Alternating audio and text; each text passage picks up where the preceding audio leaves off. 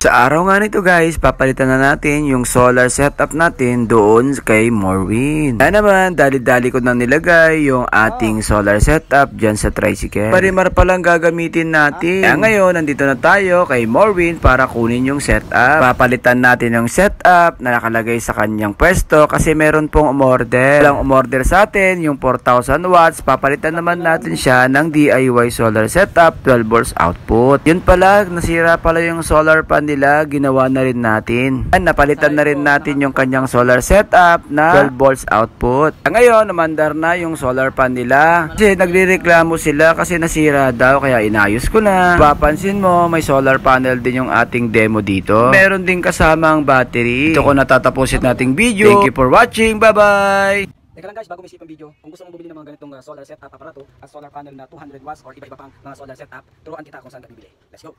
Kung nakita mo ang bidyong ito, ang gagawin mo, punta ka lang sa comment section at makikita mo ang link na to. Ang link pala nito ay ang aking TikTok affiliate. I-click mo yan para pumunta ka sa aking profile. At makikita mo yung video rin na nakita mo sa Facebook. Ang gagawin mo lang, i-click mo lang yung yellow basket sa baba ng video. Pagka-click mo, makikita mo pala yung product na. Sa inyo, kung i-add chart nyo o babayin nyo na. Pag pala in-scroll nyo, makikita nyo na pala yung seller account ko. Yan pala, mapapansin nyo, 4.4 na pala tayo. 191 sold na pala ang mga bumili sa seller ko. Ang gagawin mo, click mo lang ang profile ko at napapansin mo, makikita mo na marami kong product ko pala dyan, ilangis at mga aparato, solar setup, mga design ko, iba-iba pang produkto. Siyempre, di mawawala yung mga spiritual protection na pangontra. Anong pangontra? Pangontra pala ay spiritual problem sa mga kukuha, mga product ko. Alam nyo na po ang gagawin nyo. Ilang ating video. Happy checkout guys! Thank you for watching. Bye-bye!